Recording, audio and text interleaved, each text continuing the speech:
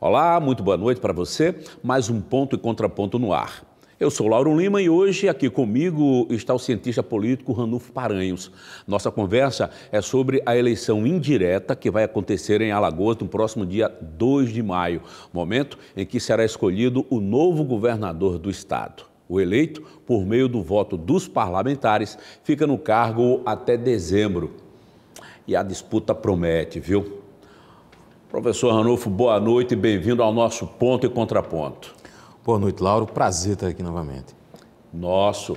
Olha, Alagoas vai ser o único estado brasileiro a ter essa eleição de forma indireta. E olhe que é uma eleição bem diferente mesmo.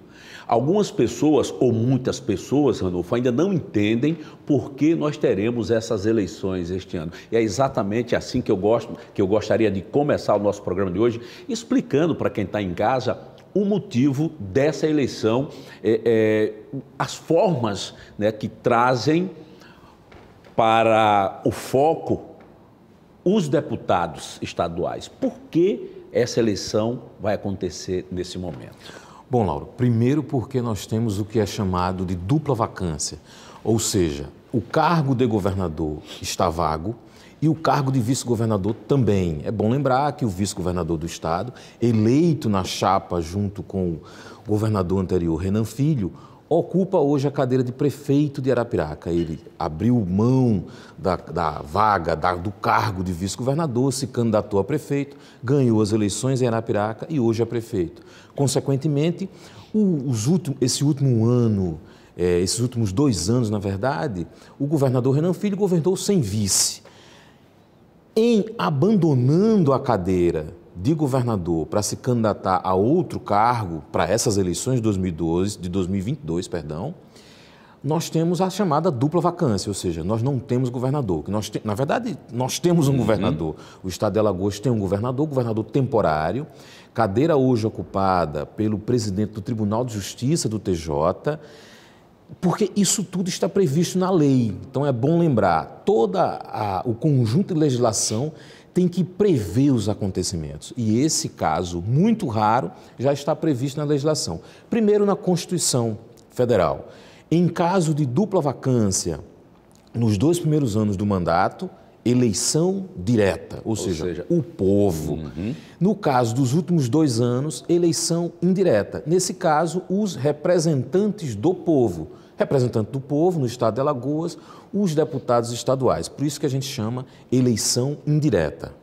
Perfeito. E essa eleição, ela realmente é muito diferente. Tivemos, portanto, essa dupla vacância do cargo, conforme você muito bem explicou, mas deveria ter assumido, por conta de lei, o presidente da Assembleia Legislativa, no caso, o deputado Marcelo Vitor, mas quem assumiu foi o presidente do Tribunal de Justiça, Clever Loureiro, que está no cargo de forma temporária, de forma interina. Por que o Clever Loureiro assumiu? Vamos lá. Primeiro, a legislação prevê que o presidente da Assembleia é facultativo a ele, ou seja, ele pode optar por ocupar o cargo ou não. Agora veja isso, Lauro, do ponto de vista político. Em assumindo o cargo de governador, no caso do Marcelo Vitor, ele não poderia se candidatar ao cargo de deputado estadual novamente para concorrer a uma reeleição. Ele teria que obrigatoriamente se candidatar, se ele quisesse, a uma vaga de governador, Nesse caso, ele concorreria a uma reeleição, se ele fosse escolhido como governador.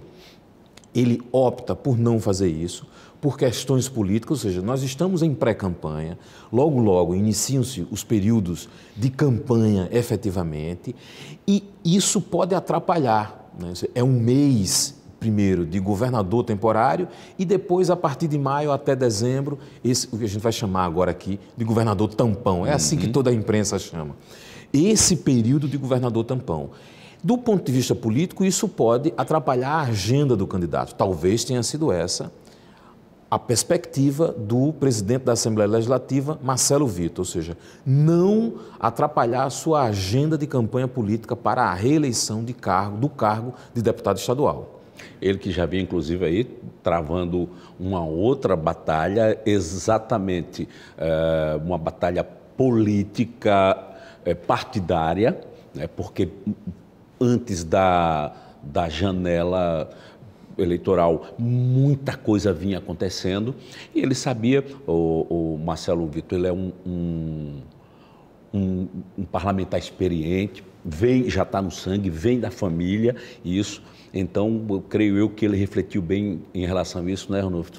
Peraí, se eu me desligo aqui do que eu já tenho certo para ir para um duvidoso, posso perder os dois. Será que foi isso mesmo? É possível, Lauro. Existe uma coisa que a gente chama em política, que são os cálculos que cada político faz. A gente diz que não são poucos, né? Não são poucos. E a gente diz que ele age por escolha racional, ou seja, ele vislumbra em 1 mês, 2, 3, 1 ano, 3 anos, 5 anos, que seja, que posição ele quer se encontrar e que passos ele tem que dar. Nesse caso, os parlamentares, ou qualquer político que seja, sabe que ao ocupar uma cadeira, a outra, a que ele estava antes, vai ser ocupada por outro. E aí isso pode representar uma mudança muito grande nas suas posições dentro do jogo político. Inclusive, a gente chama a política de jogo, né? E cada político de jogador ou player, né? Os bons jogadores de videogame sabem disso. Como um bom player, ele opta por não assumir a cadeira de governador temporário e também por não disputar a cadeira de governador tampão e fica na cadeira de presidente da Assembleia Legislativa, que não é pouca coisa. E que, inclusive, nesta posição, será ele quem irá presidir a sessão extraordinária que vai escolher o próximo governador, né? Esse governador tampão. Sessão extraordinária que vai eleger o governador tampão e cuja pauta é única, né? Aí a gente pode falar já um pouco sobre esse processo, esse ritual dessa eleição para a escolha. Então, quem pode se candidatar? Qualquer cidadão, estando quite com a sua agenda eleitoral, quite com o Tribunal Eleitoral, o Tribunal Superior Eleitoral, ou seja, qualquer cidadão acima de 30 anos. Até aí tudo bem, inclusive eu e você podemos ser candidatos. Agora, você tem que pertencer a um partido com no mínimo 6 meses. Nesse caso, eu já não posso, não sei você. Não. Então, nós dois não entramos nessa categoria. E aí, pronto, né? Cumprido esses 2 critérios, qualquer cidadão pode, inclusive já existem, salvo engano, 5 chapas. 5 chapas não, perdão, é nome individual. Nesse caso, já a gente vai conversar sobre isso. Nesse caso não é chapa. Então existem pelo menos 5 nomes já que se dispuseram, já protocolaram um pedido de candidatura, entre eles pelo menos 4 parlamentares, perdão. Desses 4 parlamentares, já vem fazendo um jogo político de bastidor, pertence à base do governo anterior e isso faz muita diferença, porque quando a gente diz qualquer cidadão pode se candidatar é uma coisa. Agora, a eleição é indireta, parlamentar vota, ou seja, são 27 votos, Laura. Isso quer dizer que não é qualquer cidadão que vai conseguir a maioria de 27 votos. Pois é, o parlamentar vota e é votado, agora, para o povo, né, não vota, mas também pode ser votado. Por isso mesmo que nós já temos aí uma candidatura externa à Assembleia Legislativa, que é do Bombeiro Militar de Arapiraca, não é, Ranulfo? Você tem um bombeiro militar, ou seja, um indivíduo que não ocupa cargo político eletivo hoje. Existem 4 parlamentares dentro da própria Assembleia que são candidatos. Agora é bom lembrar, Lauro, são 27 parlamentares. Quando a gente olha o desenho político da Assembleia Legislativa hoje, um partido tem 14 cadeiras, o MDB tem 14 cadeiras. Um desses candidatos, o Paulo Dantas, que é deputado estadual, pertence ao MDB. Virtualmente, esse é um candidato eleito. É bom lembrar, se o partido não trair os votos, não faltar ninguém, se não tiver abstenção, consequentemente, o candidato eleito no dia 2 de maio será o Paulo Dantas. Agora é bom lembrar, não é do nada que ele vai ser eleito. Ele vem desde o ano passado costurando nos bastidores essa eleição de governador tampão, né? Então, ou seja, é o candidato do ex-governador Renan Filho, é o candidato do partido com a maior quantidade de cadeiras na Assembleia Legislativa, consequentemente, é o candidato com a maior probabilidade de ser eleito. Se tudo correr bem, se tudo der certo. E a gente vai dar uma paradinha para o intervalo. Daqui a pouco a gente volta falando um pouco mais sobre essa situação. Me dê 2 minutos e o ponto contraponto volta já já. Muito bem, já de volta com o nosso ponto e contraponto, hoje recebendo aqui o cientista político Ranulfo Paranhos e falando sobre a eleição indireta para o governo do estado, que já está prestes a acontecer. Pouco mais de uma semana para que aconteça essa eleição, mas muita coisa ainda pode acontecer, Ranulfo, inclusive traições. É possível, é possível, né? O jogo político, primeiro que a política é feita nos bastidores. Isso que a gente vê na televisão, no noticiário ou ao vivo na televisão, na TV Assembleia, por exemplo, ali é o resultado dos bastidores. Agora, essa discussão, Lauro, sobre a ocupação, quem deve ocupar ou quem vai ocupar, é uma discussão que já tem alguns meses. Então, a probabilidade de que essas traições aconteçam é muito baixa, né? É mais provável, inclusive, que o MDB, que tem um candidato mais forte, consiga mais do que os 14 votos. Que tem ali um ou outro político que vote junto com o MDB, ou seja, a base do governo anterior, que era do MDB, está muito forte. Ela está com a maioria das cadeiras. E isso é preciso nesse momento, porque para eleger o governador tem que se ter 50% mais um. É o que a gente chama de maioria absoluta, né? Que é a metade, o primeiro número inteiro maior que a metade. Agora, tem outro detalhe importante dessa eleição, é o ritual. Perfeito. Como ela acontece? Veja, o parlamentar, a sessão começa, é aberta pelo presidente da casa, ele pronuncia o voto e em quem? Então o voto não é secreto. Agora, deixa eu lhe perguntar uma coisa, mas ele começa a sessão com o número de deputados que estiver no plenário ou tem que ter um quórum, tem que ter um número mínimo ali? A legislação informa que ele começa com quem está no plenário. Perfeito. O primeiro escrutínio, a primeira votação é feita com maioria absoluta. Maioria absoluta implica dizer 27, então nós temos que ter no mínimo um eleito com 14 votos. Se não acontecer isso, ele vai para uma maioria simples, que é a maioria de quem está no plenário.